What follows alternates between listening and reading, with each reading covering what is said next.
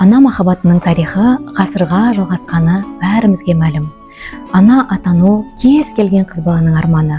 Баланы сүю, баланы дүниеге әкелу, оны тәрбиелеу қаншама күш-қуатты қажет етені бәріміз жақсы білеміз. Ананың рөлі бала құрсақта жатқан кезден басталады. Жүкті ана өзінің баласымен тілдесіп, болашақта қандай болатынын армандап, қиялдап, кез келген атана баланың дүниеге келгенге дейінгі аралықта барлық жылуын, махаббатын беруін аямайды.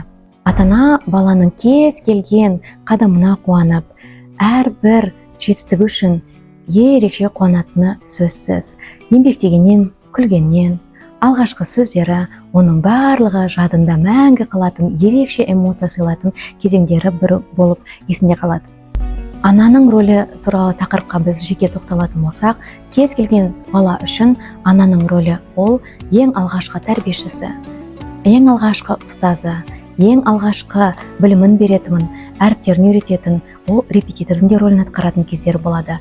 Ауырғанда дәрігер, қарны ашқан кезде аспазшы, баланың көңіл күйін көтеретін мерекелік шаралар кезінде ата-ана әрқашан аниматор болуға дайын екені өздеріңіз де жақсы білесіздер. Ал әкенің рөлі туралы біз сөз қозғайтын болсақ, кез келген қыз үшін де, ұл үшін де әкенің рөлі ерекше екенін бәріміз білеміз.